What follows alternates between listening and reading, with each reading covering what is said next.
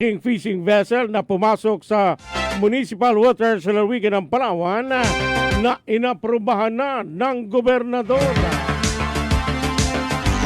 Bagong ordinansa sa ating sangguniang panlalawigan noong nakaraan na nagbabawal sa commercial fishing activities. Ito po ay pagtugon doon sa mga problema natin na kung saan ay dahil nga sa isang desisyon ng Korte Suprema na sinusugan yung commercial fishing company na Mercedar para sa kanilang pagpasok sa municipal waters. So hindi pa final pero mayroon na pong desisyon na mayroong intervention ngayon yung ating mga kasama sa non-government organizations, mga lokal na pamahalaan at yung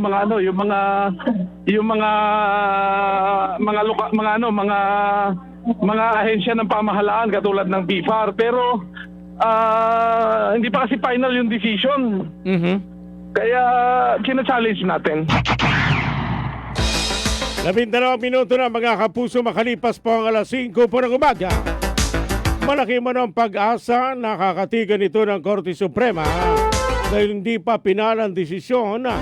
Kaya ipaglalaban nila ito na huwag payagan ang commercial fishing activities sa karagatan ng lalawigan ng Palawan. Opo, malaki pa po ang pag-asa. At hindi pa naman final yung decision. Ano ang gagawin natin ay tinatayuan natin kung ano pa yung provision ng Republic Act 8550 at Republic Act 10654. So itong ordinansa na ito, susug ito doon at tindig ng sangguniang palalawigan ng Palawan na huwag payagan yung mga commercial fishing activities sa ating karagatan dito sa 23 munisipyo ng ating lalawigan. Sa kaugnay na balita, sakop naman umano ito ng national na batas, ngunit ang pag-invalidate ng definition ng municipal waters na unconstitutional ay ini-invoke ng mga international fishing companies. Kaya nagkakagulo at habang wala pang pinal na desisyon ay titindig sila. Superadyo, Puerto Princesa, DYSB. Ito ang balita. Saklaw po ito ng national law pero kasi yung pang-invalidate nung definition ng municipal waters na unconstitutional ay ini-invoke naman ng mga commercial fishing companies. So nagkakagulo doon. Ay tayo naman habang hindi pa final yun, tumitindig tayo. At wala pang ang final decision. So i-challenge nila yung ordinansa natin na kung saan ay nagsususog lang doon sa mga provision ng Republic Act 8550. At it's a matter of implementation now. At ang gusto lang nating sabihin, aprobado na po ito ng Sangguniang Panlalawigan at hinihintay na lang ang pirma ng ating gobernador. Mga kaibigan, kayo'y patuloy na po nakikinig sa Super Balita sa 909 numero 1. Sa kaugnay na balita, marami ng manong mga mangingisda sa lalawigan ang nagrereklamo dahil pinapakitaan sila ng papel na mayroong basihan itong mga naglalakihang commercial fishing vessel na pumasok sa municipal water. Kaya sa tingin nila hindi pwedeng gamitin yon, kaya sana makarating sa kanila at sa VFAR na magkaroon ng IEC ang ordinansa at nakatutok din dito para magmintina ng kapangyarihan ng mga munisipyo sa municipal water.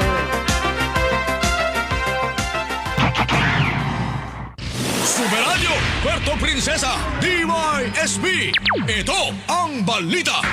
Ang mga ilang municipalities po sa North at dito rin sa South, nagre-reklamo sila na pinapakitaan sila ng mga papel mula sa Mercedar. Sa tingin namin, hindi pa pwedeng gamitin yon at sana makarating sa BIFAR at makarating sa kanila para magkaroon tayo ng massive IEC na yung ordinansang ito ay nakatutok ngayon dito sa pag-mimintina, pagsusustina ng kapangyarihan ng mga munisipyo sa municipal waters. Mga kaibigan, ang inyo pong napakinggan ang tinig ni Board Member Ryan Maminta ng 2nd Distrito ng Lalawigan ng Palawan.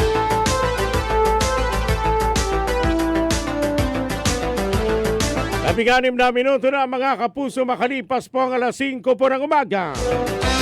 Samantala sa kaugnay pa rin hong balita sa naging panayam ng Super Radio kay Director Bert Abrera, nag-BFAR Mimaropa, aniya sa batas ko ang isang munisipyo may ordinansa na ang 10.1 hanggang 15 kilometers ay pinapayagan na pumasok ang commercial fishing boat ay okay lang umano dahil dumaan ito sa proseso.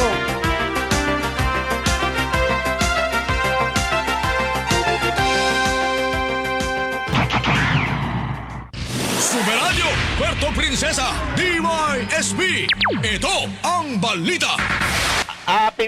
Sa batas po natin, kung ang isang munisipyo ay may ordinansa na yung 10.1 kilometers hanggang 15 ay pinapayagan nilang pumasok yung isang commercial fishing boat, okay lang po yan.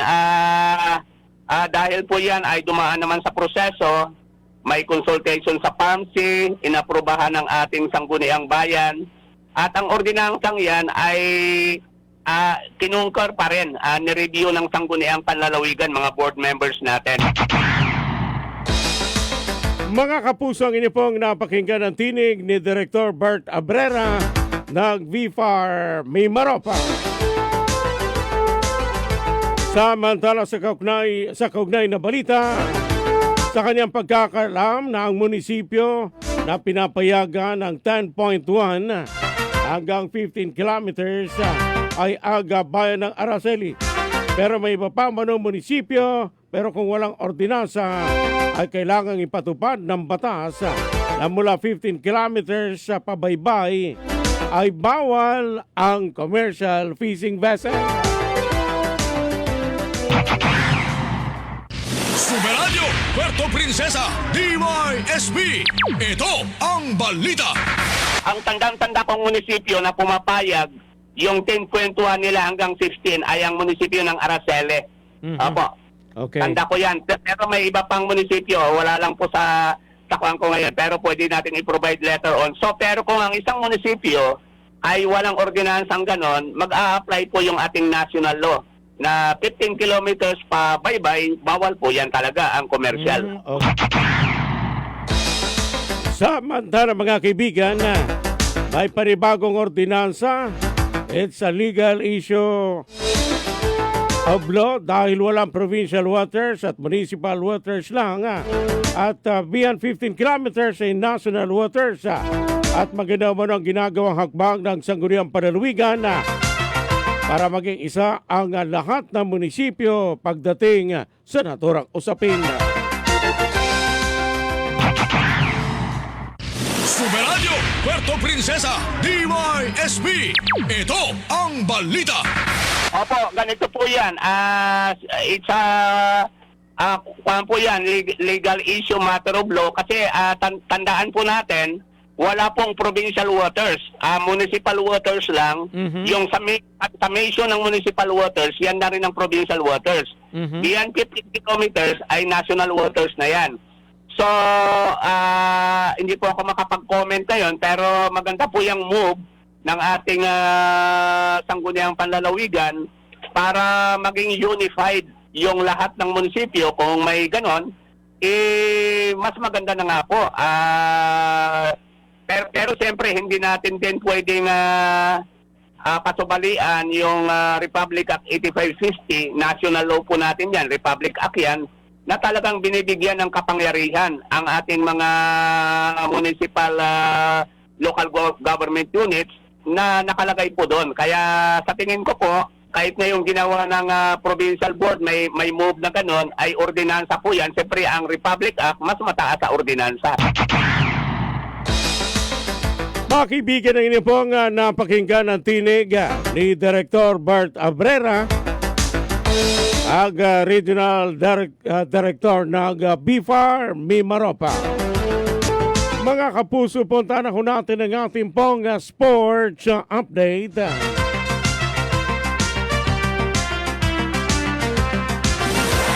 Super Radio Sports Update.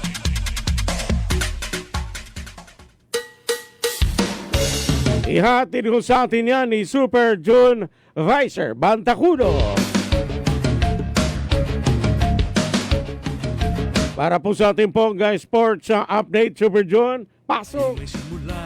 Inihahanda na ni Filipina tennis star Alex Yala ang kanyang nakatakdang tournaments sa buwan ng Abril, kung saan nakatakda siyang lumahok sa sunod-sunod na clay courts tournaments sa Europa. Mag-debut ang Filipina tennis star sa Linz Open sa Austria mula Abril 6 hanggang 12, kabilang sa main draw kasama ang siyam na manlalaro mula WTA Top 40. Kasunod dito, kabilang si Iyala sa qualifying draw ng 2026 Porsche Tennis Grand Prix sa Stuttgart, Germany mula April 13 hanggang 19, at nakalista rin siya sa mga manlalaro sa Mutua Madrid Open na gaganapin sa April 21 hanggang May 3. Ang mga listahan ng manlalaro sa Stuttgart at Madrid ay maaari pang magbago depende sa tournament draw. At yan ating balitang sports. Ako si June Vicer Bantaculo ng GMA Super Radio Palawan. Dapat totoo. Super Radio Sports Update. Maraming salamat, Super June Vicer Bantacudo.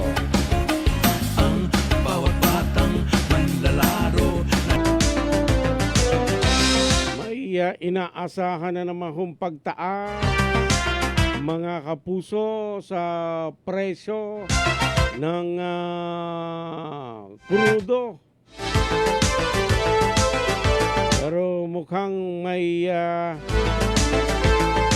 pagbaba sa presyo ng gasolina. Abangan natin, doon po sa panibagong magiging paabiso. Kay Ma'am Evelyn Paduga Dator, magandang umaga ho.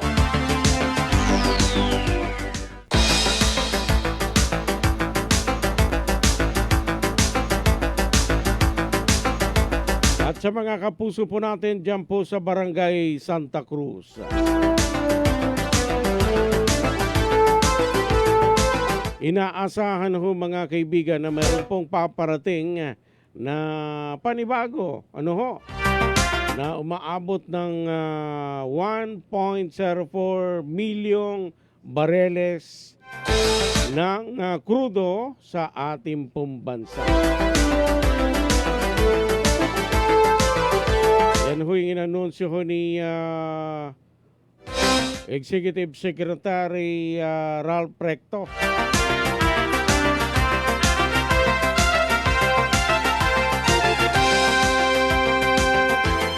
Bukod doon sa mga unang dumating, yung Petron may dumating na kaagad galing Russia.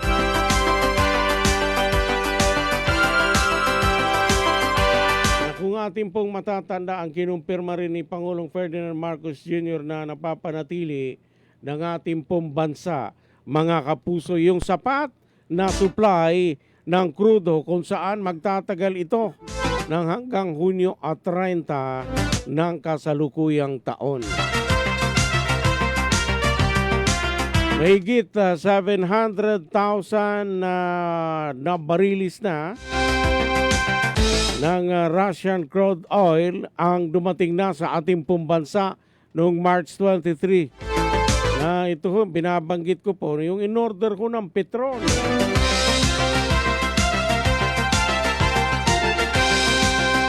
Magandang umaga kay Ma'am Ami Aguilar Gabuco. Magandang umaga, watching from Buena Vista.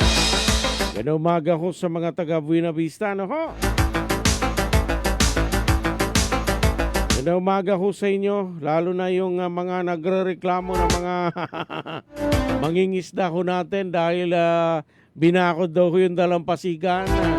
Hindi sila daong ng kanilang bangka dahil nakabakod na.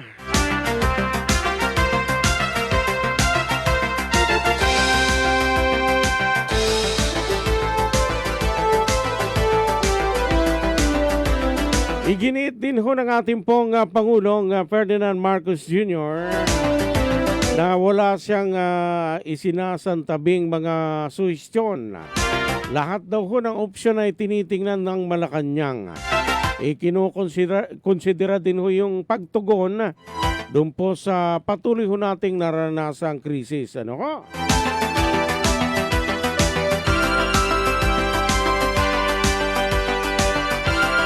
Yan ho yung naging katugunan po ng presidente matapos siyang makuhanan ho ng reaksyon sa mga panukalang ibasura na yung pong oil deregulation law sa gitna ng napakataas na presyo ho ng langis. Sabi ho ng presidente, patuloy hong pinag-aaralan ng gobyerno ang lahat na posible pong hakbang kabilang ho yung panukalang pagbasura o pagbasura sa oil deregulation law at pagtanggal ng VAT sa fuel imports para maibsan na raw ho yung epekto ng krisis sa langis. Dulot ho ng tensyon diyan po sa gitnang silangan. Mga kapuso, muling sumayin nyo ang isa pa hong edisyon ng ating pong mga balita sa Super Balita sa Umaga numero 1. At inyo pa ang tabayan ng mga kaibigan ang mas mainit hong mga balita sa Super Balita sa Umaga numero 2. Susunod na mga kapuso. Magandang umaga Pilipinas, magandang umaga Puerto Princesa at sa buong lalawigan po ng Palawan. Ito ang DYSP GMA Super Radio Palawan. Walang kinikilingan, walang pinoprotektahan. Noon at ngayong serbisyong totoo. Narito na ho mga balita sa oras na ito.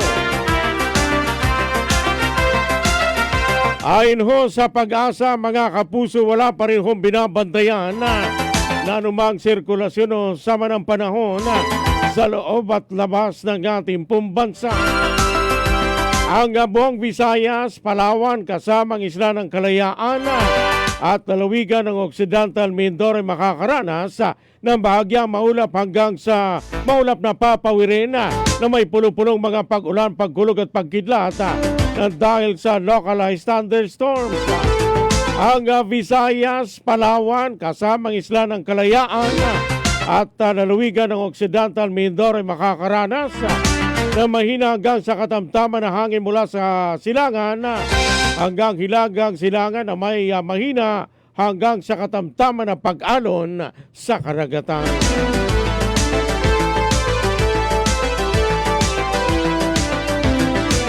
Samantala mga kaibigan, sa iba pang balita, Passenger Assistance Center sa iba't ibang pantalan at deployable response group inaktibo na ng Coast Guard Station sa Palawan. Super Radio Local News. Sabi ho natin ang detalye ng balitang yan si Super June Vicer Bantaculo.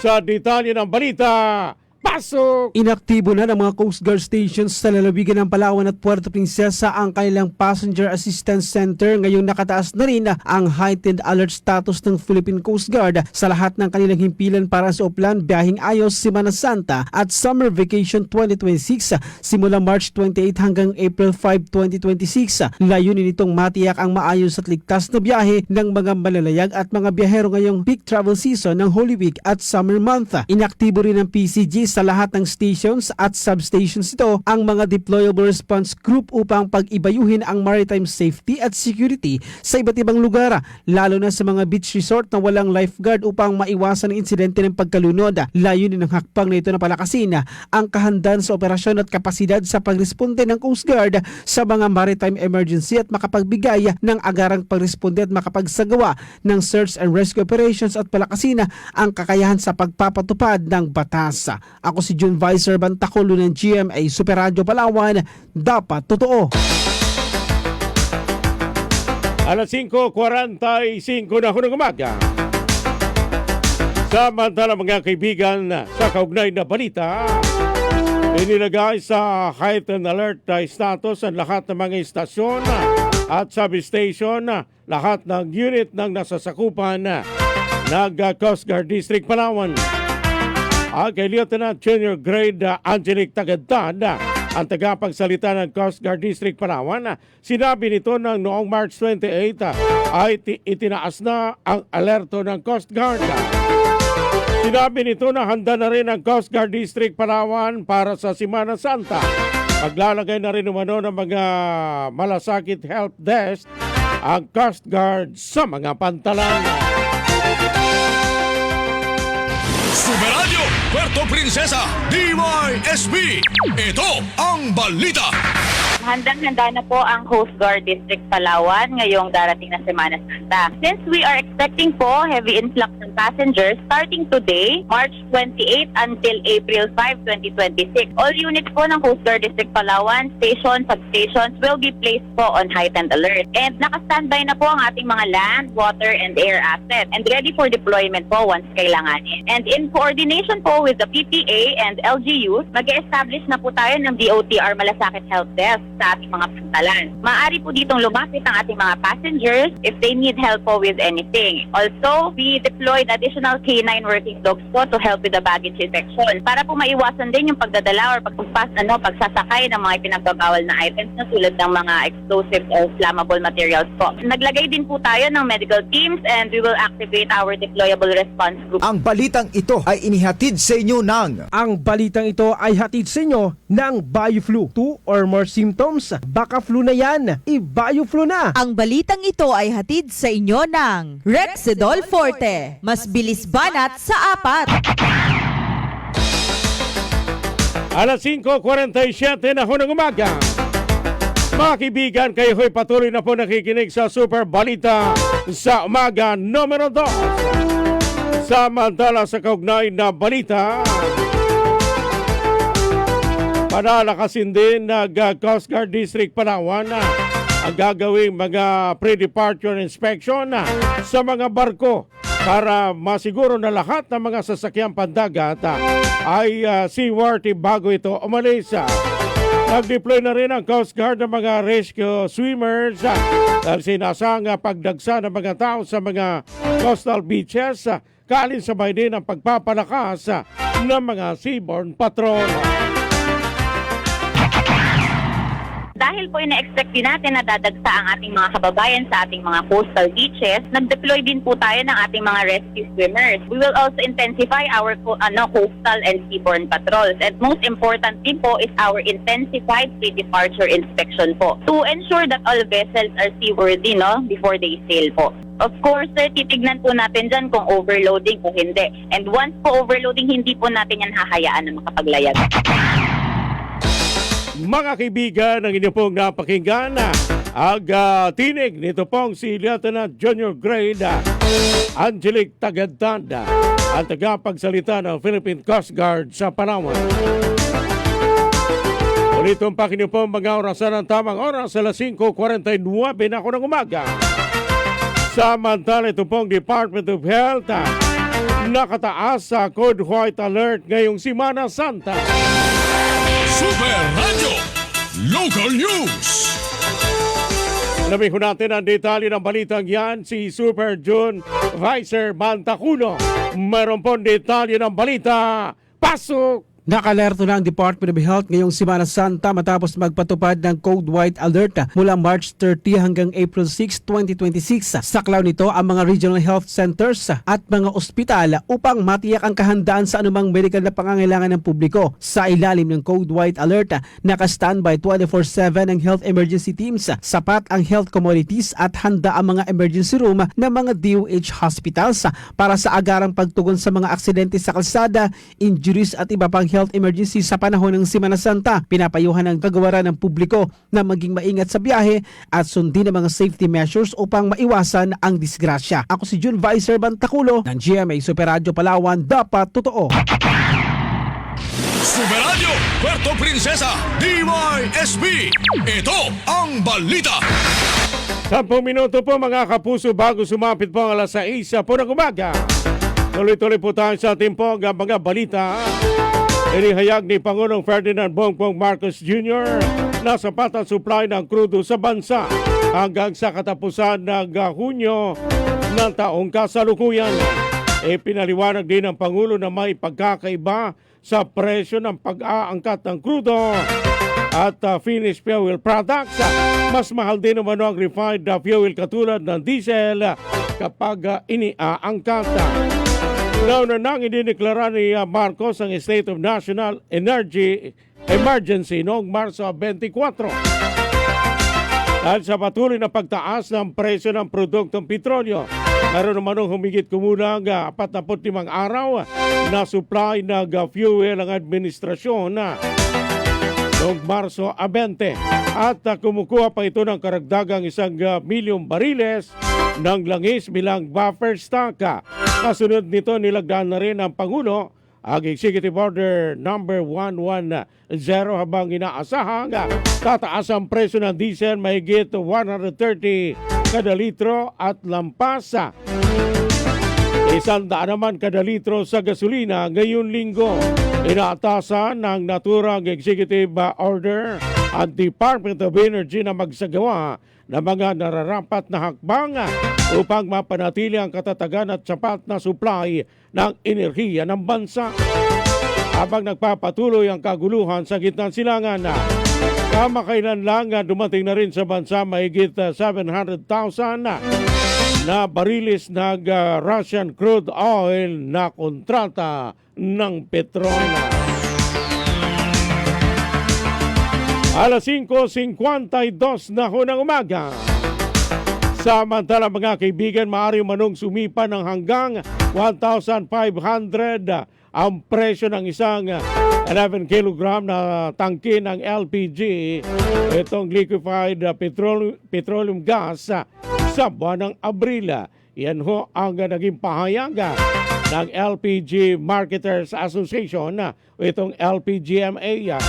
Sa ulat ng GMA News 24 Oras, itong araw po ng Huwebes, iniuugnay ng grupo ang inaasang pagtaas sa presyo ng LPG sa pagmahal ng shipping cost. Dulot naman ang limitadong pagdaan sa Strait of Hormuz, sanhi ng kaguluhan sa gitnang silangan. Sa kasalukuyan nasa mahigit 825 pesos hanggang mahigit 1,135 ang presyo ng isang tangke ng LPG sa Kalakhang, Kamaynilaan. Ayon sa LPGMA, natasan ng Department of Energy ang pribadong sektor na pagpatuloy ang pagbili ng LPG anuman ang presyo pang mapanatili ang supply sa bansa. Una rito sinabi rin ho ng Department of Energy sa Senado na tatagay lamang ang humigit kumulang 25 araw ang supply o stock ng LPG sa bansa. Ulit sa isang panayam sa Balitang Hali, noong Huwebes ay sinabi ng grupo na na-update na ang inventaryo at maaari itong tumagal ng 35 hanggang 40 araw, mga kapuso. Alas 5:54 na ho ng umaga. Samantala, pinasinungalingan naman ang Palawan Electric Cooperative Pareco ang lumabas na balita sa isang nasyonal na pahayagan na di umano'y magkakaroon ng matinding epekto sa operasyon ng kooperatiba ang kasalukuyang krisis sa langis. Sa opisyal na pahayag ko na inilabas ng Pareco, nilinaw nito na walang ganoong statement o pahayag ang General Manager ng kooperatiba na si Engineer Res Contribida. Kaugnay nito, pinayuhan ng Pareco ang publiko na maging maingat at tumasa lamang sa mga beripikado at opisyal na pahayag ng pamunuan ng kooperatiba. Binigyan din ang Pareco na mahigpit ang kanilang koordinasyon sa mga power suppliers at iba't ibang ahensya ng pamahalaan upang mabawasan ang epekto ng krisis sa mga consumers at matiyak ang patuloy na pagbibigay ng maasahang serbisyo ng kuryente. Ayon ho sa Pareco, noong March 6, 2026 pa lamang, ay nirequire na ng kooperatiba ang mga power suppliers na magsumite ng kanilang mitigation measures kaugnay ng posibleng pagbabago sa presyo ng produktong petrolyo.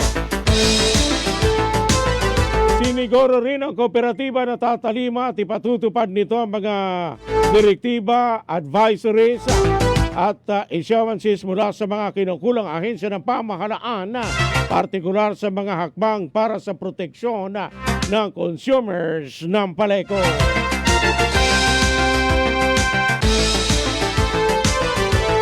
Limang minuto po mga kapuso bago sumapit po ang alas 6 po ng umaga. Kayo ko'y patuloy na ho nakikinig sa Super Balita sa Umaga numero 2. Samantala, dapat umano magkaroon ng share ang Palawan sa proceeds ng Camagos 3 well.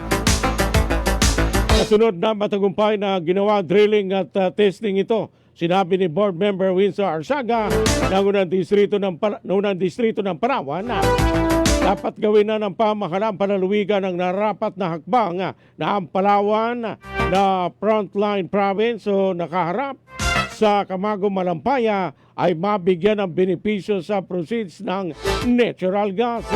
Hindi man ang teritoryong basihan bagko sa pagiging frontline province ng Palawan na kung anumang mangyari sa Camagos 3 ay magkakaroon ng epekto sa lalawigan ng Palawan.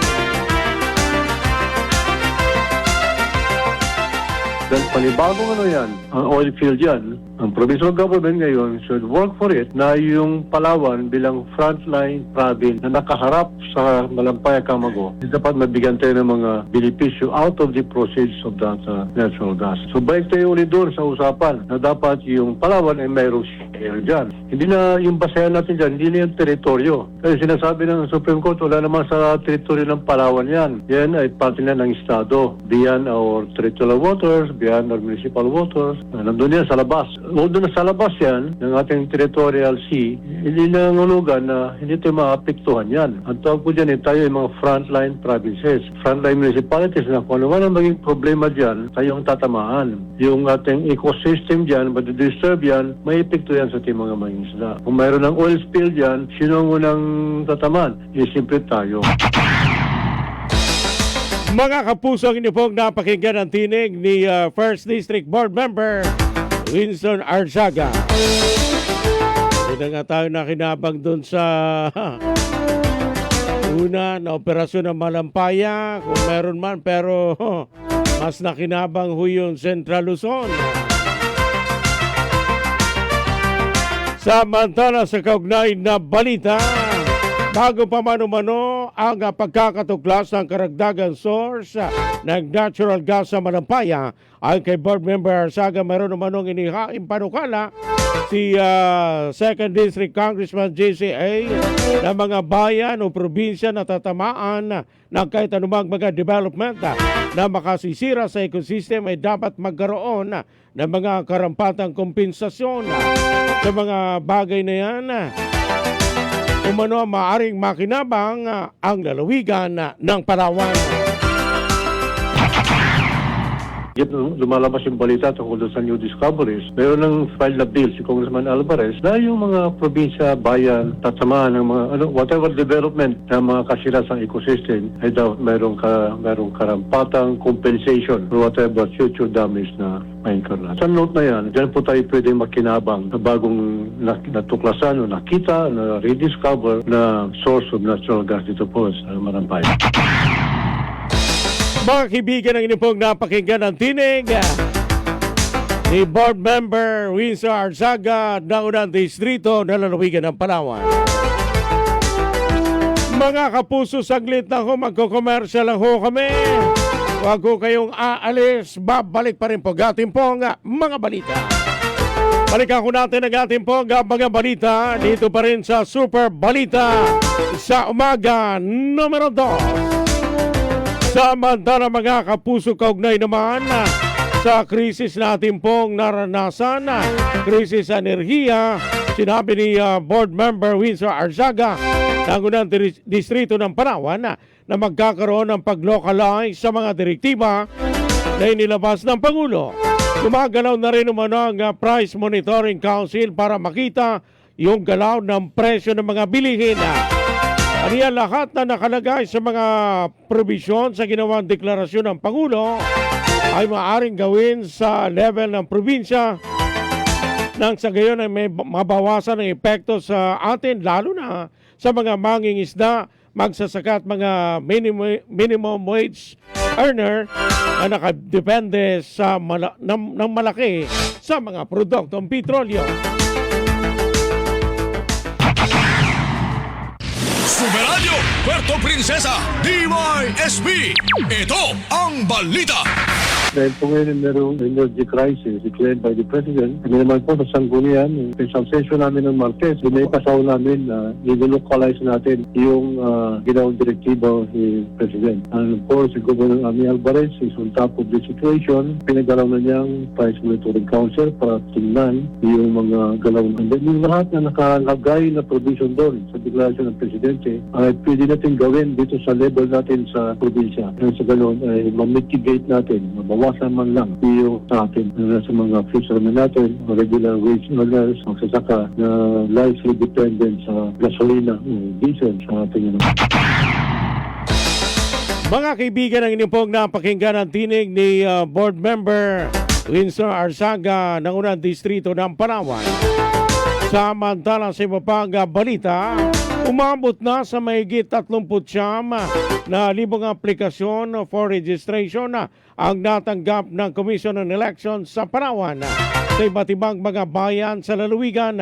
Sinabi ni Ginoong Jomel Ordaz ang tagapagsalita ng COMELEC Palawan na malaking bilang dito ay mga bagong botante, umahigit 20,000 kung saan 10,000 dito ay mga mula sa Sangguniang Kabataan.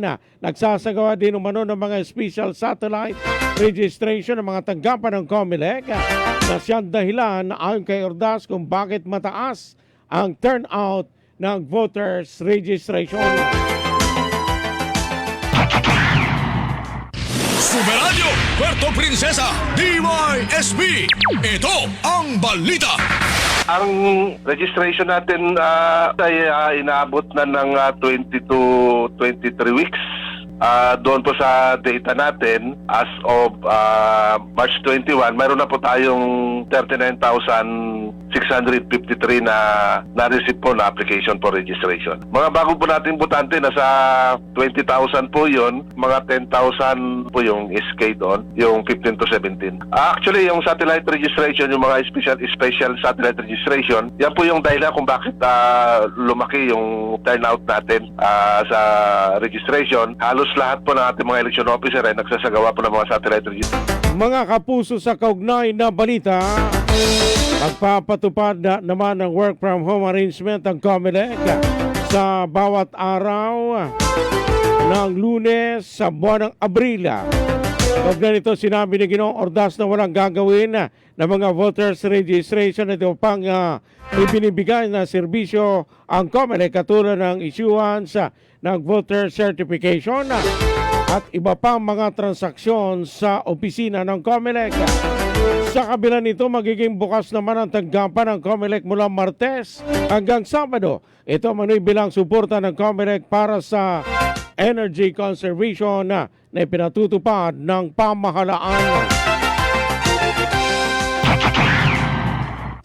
Superadyo, Puerto Princesa, DYSB. Ito ang balita. Ang COMELEC po ay bilang suporta po doon sa executive order ng ating Pangulo para doon sa energy conservation. Ang COMELEC po ay sa buwan ng April, magkakaroon po ng sa bawat Lunes po ng April, magkakaroon naman po ng work from home at lahat po ng ibig sabihin po noon, wala po tayong gagawing registration po sa araw ng Lunes po sa April. Lahat po ng mga transactions po natin dahil nga magsasara po yung Comelec.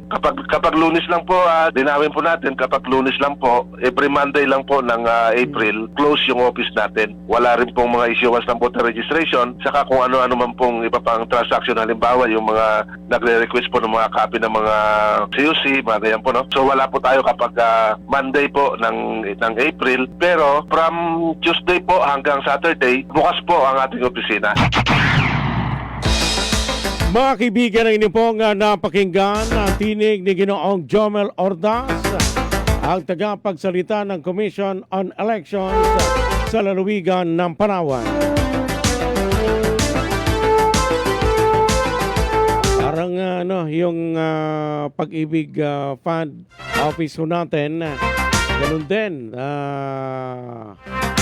Martes hanggang Sabado.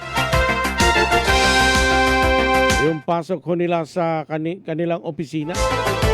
Samantala mga kaibigan, sa iba pang balita, sa naging panayam ng Super Radio kay Dr. Lloyd Palay Adornado, ang bagong talagang Schools Division Superintendent ng DepEd Palawan.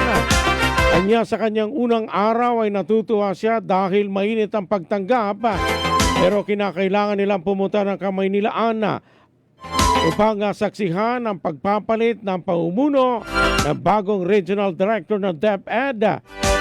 Pero balikan lamang kaya't lagari sila nung unang araw niya sa DepEd Palawan. Sasabihin ko na lang sa Rodel, ano ba ang nangyari nung Monday, 23. It so happened, maganda ang welcome program and ceremony namin. Kaya lang, nabigla kami na may memo agad nung Monday na kailangan namin pumunta ng Manila nung Martes para naman sa pag-turnover, ma-witness namin ng turnover ng paalis na Regional Director RD Nick Capulong.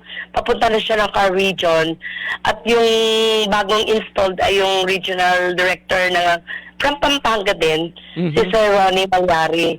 So na-witness po namin yon, balikan lang kami ng araw na yun ng Martes at kasama po namin umuwi dito ang Regional Director na bago. Lagari talaga kami kasi nung Monday, welcome ng morning, in the afternoon, nagkaroon ng local school board meeting at nagpasabi po sa secretary ng LSB secretary si Governor Ami na may appointment po siya, medyo malilate konti.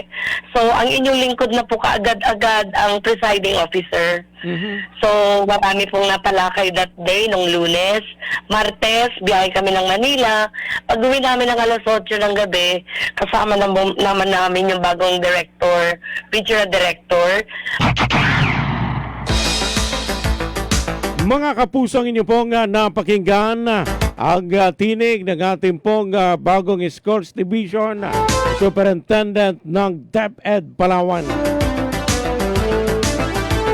Ulit tumpak inyo po mga orasan ng tamang oras sa Pilipinas. 14 na minuto na makalipas po ang alas 6 po ng umaga. Kayo po'y patuloy pa rin po nakikinig sa Super Balita sa umaga numero 2. Samantala sa kaugnay na balita, madaling araw pa lamang umano ng Miyerkules ay pumunta naman sila ng Brooks Point dahil sa isang job fair na kung saan kasama ang kanilang sangay, ang DOLE at iba pang partner agencies sa naturang aktibidad. Super Radio Puerto Princesa DYSB. Ito ang balita. Madaling araw, the following day ng Wednesday, pumunta na ugad kami ng Brooks Point, Palawan.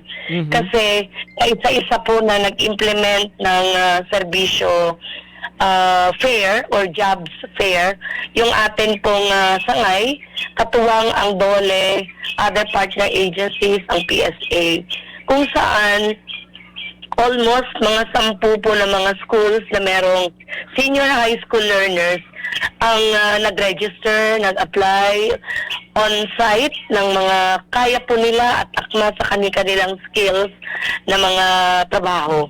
So, yun po ay naging matagumpay kasi more or less nasa 500 plus ang atin pong mga ALS learners ALF learners, kasama na po ang mga senior high school, nag-graduate po on Monday or Tuesday. So, yung iba, alam naman natin, Sir Rodel, hindi naman lahat magpupurso ng college. So, timely po, opportunity po sa kanila na kung akma naman ang kanilang mga skills, pwede po silang magkaroon ng trabaho agad mula po sa mga partner agencies. Mga kaibigan, ng inyong pong napakinggan ang tinig pa rin nagbagong Schools Division Superintendent ng DepEd Palawan. Ulit tumpak niyo po mga orasan ng tamang oras sa Pilipinas.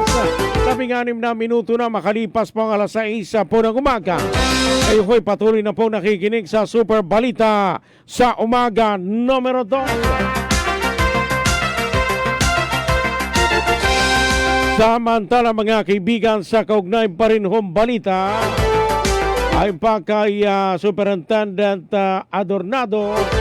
Umuwi naman sila agad ng hapon dahil may appointment sila kasama bagong Regional Director ng DepEd Mimaropa. At ipakikilala ito kay Governor Amy Alvarez at sinundan ang pagpupulong tungkol naman sa energy crisis ng Palawan at kinabukasan ay courtesy call kay Mayor Lucilo Bayron. Umuwi kami kaagad, Sir Rodel, ng hapon kasi may appointment kami na ipakilala namin siya kay Gov. Ami. So, alas 4, nagkaroon kami ng oras, nag-antabay kami sa ANA Plaza Hotel. Kasi may meeting naman po doon, coordination meeting, tungkol naman sa energy crisis po ng Palawan. So, nag-break. At least salamat po kay Attorney Jeff at saka kay Board Member Anton. Nag-declare ng 5-minute break ang atin pong kagalang-galang na gobernadora at nabigyan ng time na ma-meet po personally yung amin pong Regional Director. Kahapon naman ng morning, courtesy visit naman po namin ni RD. Sinamahan po namin siya with Mayor Lucilo Bayron. Umalis na po siya ng 11 o'clock in the morning. So nangyari po yung akin pong kauna-unang staff meeting, laying all the cards sa akin pong mga bagong makakatrabaho sa DepEd Palawan. Samantala, mensahe naman umano ni Director Ronnie Malyari, yung bagong Regional Director ng DepEd Mimaropa, maging positibo sa trabaho at gampanan nito na maayos na naayon sa pulisiya ng kanilang kagawaran sa edukasyon. Superadyo, Puerto Princesa, DYSB. Ito ang balita. Simple lang po yung kanyang hashtag is positive persistence. Lahat ng gawain po natin, dapat positibo pa tayo. Kung ano man ang gusto nating trabahuin, gampanan lang natin ng maayos at naayon syempre kung ano ang nasa polisiya ng atin pong kagawaran. Which yun naman po talaga ang pinapractice ng inyong lingkod. Kahit nung nasa PPC pa, kahit ASDS pa ako, PPC at saka sa Occidental Mindoro. Mga kapuso, ang inyo pong napakinggan ang tinig. Yung magkakasunod na pahayag, ito pong si Dr. Lloyda Palay Adornado, ang bagong Schools Division Superintendent ng DepEd Palawan. Ang taas ho ng pagtingin ng ating pong mga kababayan kay Dr. Adornado. Sa kanyang pagbabalik na ito mga kapuso, lalo na ang ating pong sangay ng kagawaran ng edukasyon sa Palawan ay nakaranas ho ng kontrobersiya ito mga nakalipas na araw. At mataas ang tingin ng ating pong mga kababayan kay Dr. Adornado. Ganun din ang ating pong mga kaguruan sa lalawigan po ng Palawan. Lalo na, binanggit na rin ho ng ating pong superintendent na walang puwang sa kanyang pamumuno yung pong nangyaring item for sale. Ano ho?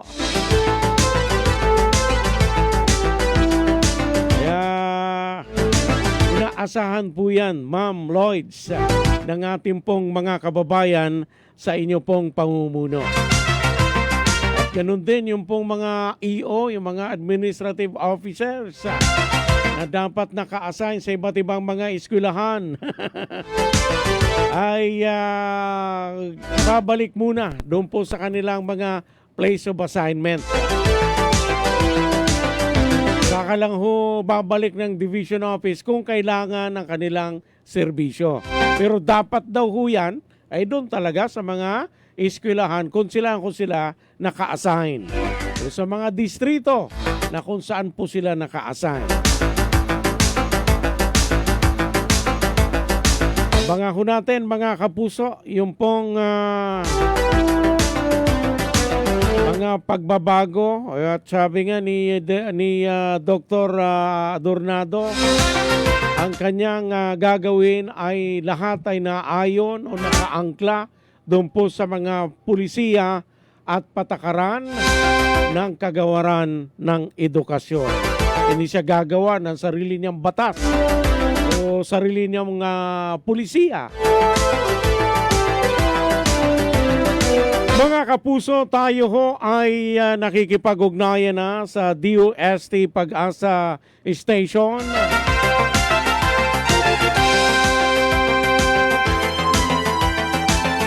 Naki-update muna ho tayo sa lagay ng ating pong panahon ngayon pong araw po na Lunes, Marso at 30. Yung iba'y pihado, nagsipagbakasyon na. Nag-file na ako ng leave.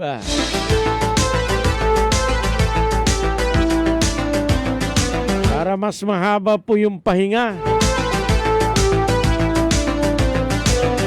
Naki-update muna ho tayo mga kapuso sa lagay ng ating pong panahon.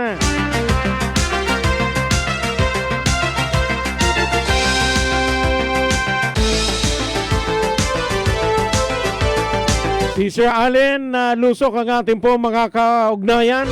Maki-update muna ho tayo. Lagay ng ating pong panahon. Sir Allen, magandang umaga po. Pasok! Yes, magandang umaga po, Sir Rodel. Hindi po kami nagkakapilig ng yung programa. Kaya nga po ang ating weather system na meron sa ating bansa, meron po tayong ridge ng high pressure area o HPA po na extended po to hanggang dito sa may northern Luzon. Samantalang sa taya po ng panahon, sa lungsod at sa lawina ng Palawan, isahan po natin na ngayong araw ay makakaranas pa rin po tayo ng bahagyang maulap hanggang sa minsan po ay mga maulap na kalangitan, may mga passing cloudiness po tayo at may mga chances pa rin po ng mga isolated rain shower at mga localized thunderstorm po natin. More on elevated area po yan o may mga kabundukan po natin pagtapit po ng tanghali at sakong hapon po natin. Ating hangin po ay magiging mahina hanggang sa kapantama ng pag-ihip po niya na magagaling po sa direksyon ng northeast. Slight to moderate po rin po ang mga coastal mga balday-dagat po natin. Samantalang abot ng temperatura po natin ay maglalago yan sa karugitan ng 25 hanggang 33 degrees Celsius. Wala naman po tayo na binabantayan sa mga ng panahon sa looban sa labas sa protected area of responsibility. Kaya makakaabot po tayo na wala tayo malawakang tagulan. Maroon na sa din sa Pilipinas, meron din po sa lungsod ng Pilipinas, lagi lang po ng Palawan. At yung pinakamababang temperatura po ngayong umaga na itala kanina madaling araw ay 23.4 degrees Celsius. Samantalang ating yung mga taas naman po ng pag-alog sa mga karagatan po natin nakapalibot sa ating lungsod at lalawigan, expect po natin itong tulusit po natin hanggang ito sa ating metro po. Samantalang itong West Philippine Sea po natin ay isa hanggang isa sa ating metro din po ang pwede mag-isa sa mga pag-alog.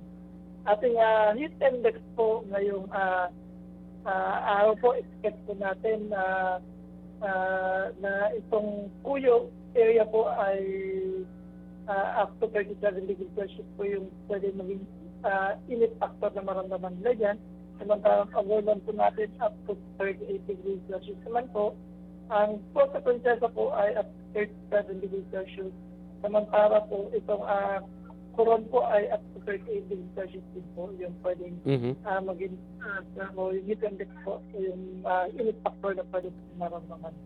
Samantalang araw po natin, sumikat na yung umaga sa ganap na alam na stress. Ang umaga, inaasahan po yan dilubog mo ng hapon. Sa ganap na alas sa east, 15 naman po ng hapon. Ating high tide and low tide po, sa lungsod ng Lawigan. Low tide po tayo kanina madaling araw, high tide po tayo ngayong umaga, around 10:48 a.m. po ang peak niya. May taas po yan ng 0.95 meter. And low tide po ulit tayo pagtapit lang ng hapon, around 2:28 p.m. naman po. And high tide po ulit sa tapos ng gabi, ang peak po niya ay 9:04 p.m. na may taas po yan ng 1.5 meter. Ito po ang ganito na nagulat ng panahon, galing po sa Pag-asa, DOC Station, and Sir Allen, pag sabihin na rates of high pressure area, ano pong ibig sabihin yan, sir? ano po yan siya, yung extended portion po yan siya or yung mga parang dulong bahagi po na high pressure area na naka-extend po papunta dito sa mga lugar po ng Pilipinas o nandito po sa may Pacific. Ang line po yan, ang ridge po ay pinakabit po pag ang pinanggagalingan niya ay high pressure, samantalang naman sa halos parehas po sila ng low pressure. Ang low pressure naman po, tinatawag lang po natin na tawag dito na ridge at itong yung extended portion din po na low pressure, halos parehas po yan sila, ridge lang po ang tawag pag high pressure, and iba lang din po pag low pressure, para nagkaroon lang po sila ng identification na magkaiba po yung pinanggalingan nila. So itong ridge po ay extended portion po o mga dulong bahagi lang po ng high pressure area. Medyo malayo po siya sa high pressure area, yun na po naka-extend siya papunta po dito sa mga Pilipinas. So ngayon, Puerto Princesa nasa 37, sir? Ay na-expect po natin, forecast heat index po natin ngayong araw sa Puerto Princesa ay nasa 37 degrees. Kahapon, matindi rin ang init kahapon. Pwede po yan tumaas at pwede rin po yan bumaba based po sa magiging temperature po natin mamaya. Ngayong araw po, lalo na po mamaya hapon. Okay. Maraming salamat, Sir Allen, sa inyo dyan sa DOST Pag-asa Station. Salamat po. Maraming salamat din po, Boy. Si Sir Allen Loso, kanuhon ng DOST Pag-asa Station dito po sa lalawigan po ng Palawan. Maraming salamat, Sir Allen, at ganun din sa inyo pong mga kasamahan yan po sa Pag-asa. At yan ang mga balitang dapat ninyong malaman ngayon pong araw ng Lunes, Marso 30, 2026. Kami ang inyong sandigan ng katotohanan. Ako po ang inyong kapuso, Super Rodel Guzman. Sumain nyo ang Super Balita sa Umaga numero 2. Maraming salamat po sa inyo pong pakikinig. Ito ang DYSP GMA Super Radio Palawan. Walang kinikilingan, walang pinoprotektahan, noon at ngayong serbisyong totoo.